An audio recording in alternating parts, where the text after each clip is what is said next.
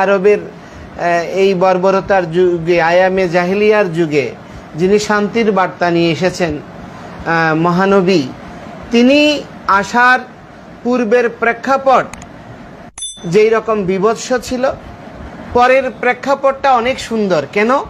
কারণ নবীজির দ্বীন ইসলামের শিক্ষার দ্বারা সবাইকে আলোকিত করেছে।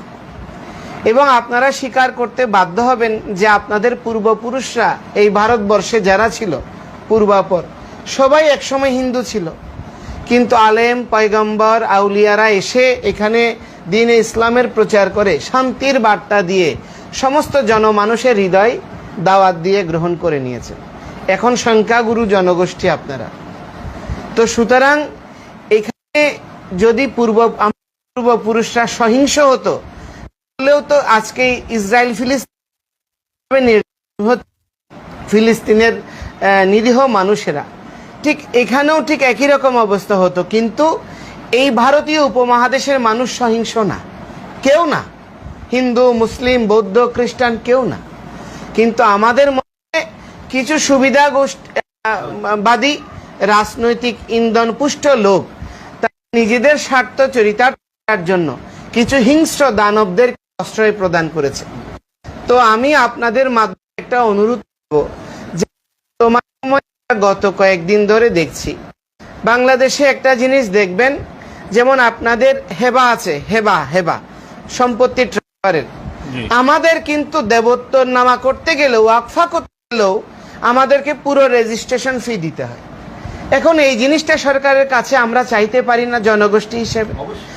আমাদের হিন্দুদের জন্য এই যে এই পর্যন্ত 53 বছরের কোনো বিচার হয় নাই, এই জন্য আমরা একটা দাবি করেছি আমাদের জন্য, যেহেতু এখানে মামলা জট অনেক, একটা আলাদা ট্রাইব্যুনাল করলে সেখানে দ্রুত ট্রাইব্যুনালের আন্ডারে যদি 2-1টা ঘটনার অন্তত বিচার হয়, তাহলে মানুষের মধ্যে একটা আশা জাগাবে যে না, এখানে আমরা নিরাপদ আছি।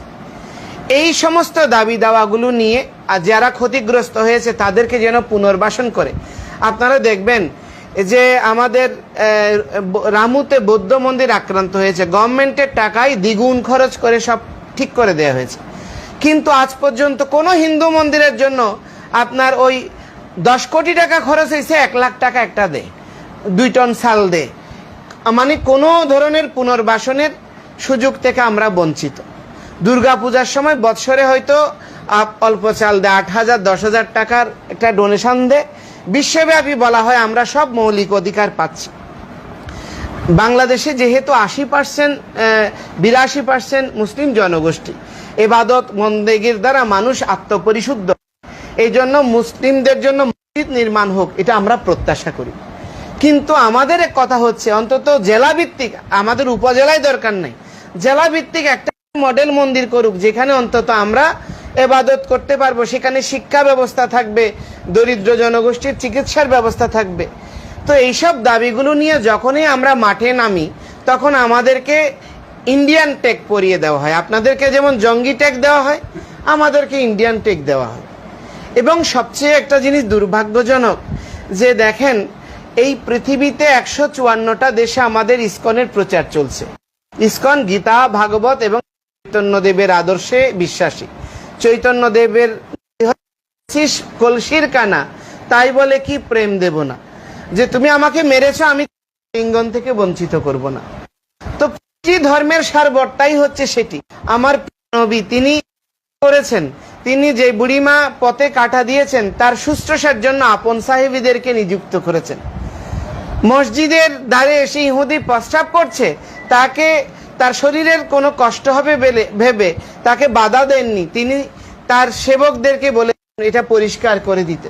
এটা হচ্ছে দ্বীন ইসলামের শিক্ষা।